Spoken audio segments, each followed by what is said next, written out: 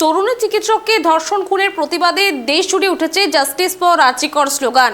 সেই মুহূর্তে আরও এক চিকিৎসক মৃত্যুর ঘটনায় সিবিআই তদন্তের দাবি জানালেন তার পরিবারের লোকজন। 2021 সালে মৃত্যু হয়েছিল পূর্ব বর্ধমানের নপাড়া এলাকার বাসিন্দা বর্ধমান মেডিকেল কলেজ ও হাসপাতালের জুনিয়র ডাক্তার মোবারক হোসেনের। নেশাগ্রস্ত অবস্থায় হস্টেলের ছাদ থেকে পড়ে গিয়ে মৃত্যু হয়েছে এমনটাই জানিয়েছিল পরিবার, যদিও মৃত্যুর পরে তার ছেলেকে খুন করা হয়েছে বলে অভিযোগ তুলেছিল। আসছি পরের খবরে। কজয়ের ওপর দিয়ে বইছে শালী নদীর জল। এক কোমর জলে জীবনের ঝুঁকি নিয়ে যাতায়াত করতে হচ্ছে সাধারণ মানুষ।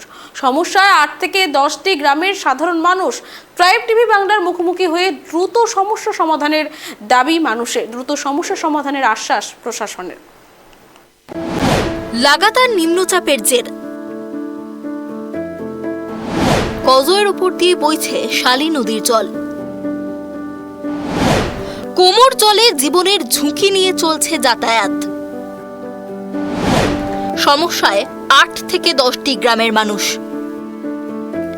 কজয়ের ওপর এক কোমর জল, জীবনের ঝুঁকি নিয়ে যাতায়াত করতে হচ্ছে সাধারণ মানুষদের। এই ছবি বাঁকুড়া জেলার সোনামুখী ব্লকের ধানশিমলা পঞ্চায়েতের কাশীপুর সংলগ্ন এলাকার। স্থানীয়দের দাবি, প্রতি বছর বর্ষাকাল এলে ধানশিমলা থেকে কাশীপুর যাওয়ার রাস্তার ওপর থাকা কজয়ে জলের তলায় চলে যায়, ফলে চরম সমস্যায় পড়তে হয় তাদের। তার ওপর নিম্নচাপের বৃষ্টির কারণে শালী নদীতে জলস্তর বৃদ্ধি পেয়েছে এবং সেই জল এই মুহূর্তে রাস্তার ওপরে থাকা কজয়ের ওপর দিয়ে বইছে, ফলে এক প্রকার জীবনের ঝুঁকি নিয়েই যাতায়াত করতে হচ্ছে সাধারণ মানুষদের। সমস্যায় পড়তে হচ্ছে বেশ 8 থেকে 10টি গ্রামের মানুষদের। সব থেকে বেশি সমস্যায় পড়তে হচ্ছে স্কুল কলেজের পড়ুয়াদের। স্থানীয়দের দাবি, দীর্ঘদিন ধরে তাদেরকে এই সমস্যায় পড়তে হচ্ছে, কিন্তু তারপরেও সমস্যা সমাধানের কোনো রকম উদ্যোগ নেওয়া হচ্ছে না প্রশাসনের তরফে। তাই দ্রুত সমস্যা সমাধানের দাবি জানিয়েছেন তারা। এটা আতঙ্ক মানে সাধারণ মানুষের তো প্রচুর আতঙ্ক। যখন বন্যার জল বেড়ে যায় তখন পারাপার সম্পূর্ণ বন্ধ এবং সাইকেল, মোটরসাইকেল, 4 চাকা কোনো কিছু পেরোয় না। এখনো কজয়ের উপরে জল।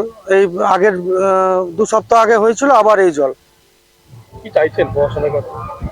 এটা চাইছি বলতে যাতে করা হয়, যাতে ব্রিজ করা হয় একটা, তার জন্য অনুরোধ করছি।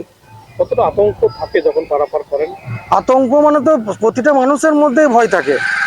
প্রতিটা মানুষের ভয় থাকার ফলে আতঙ্কে পেরোতে পারে না, অন্যদিকে ঘুরে ঘুরে যেতে হয়, আরো 8-10 কিলোমিটার ঘুরে ঘুরে যেতে হয় সবাইকে। আতঙ্ক নিয়ে আপনাদের যাতায়াত করতে হচ্ছে? আমাদের প্রচুর আতঙ্ক।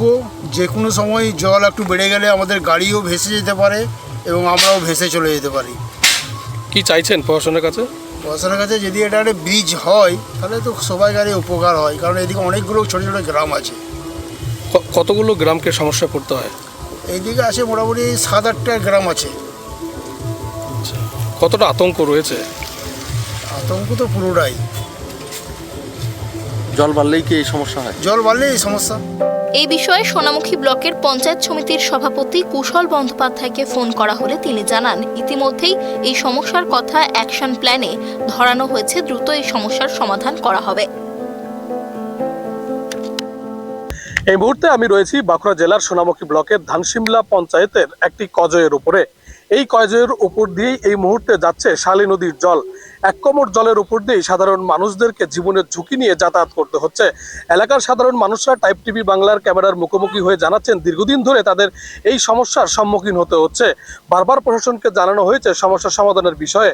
এখন কবে এই সমস্যার সমাধান হয় সেদিকেই তাকিয়ে রয়েছে বেশ কয়েকটি এলাকার সাধারণ মানুষরা জানাচ্ছেন, প্রায় 8 থেকে 9টি গ্রামের সাধারণ মানুষদেরকে প্রতিদিন এই রাস্তা দিয়েই সোনামুখী সহ বাঁকুড়া বিভিন্ন এলাকায় যেতে হচ্ছে। ফলে দ্রুত এই সমস্যার সমাধান করা হোক।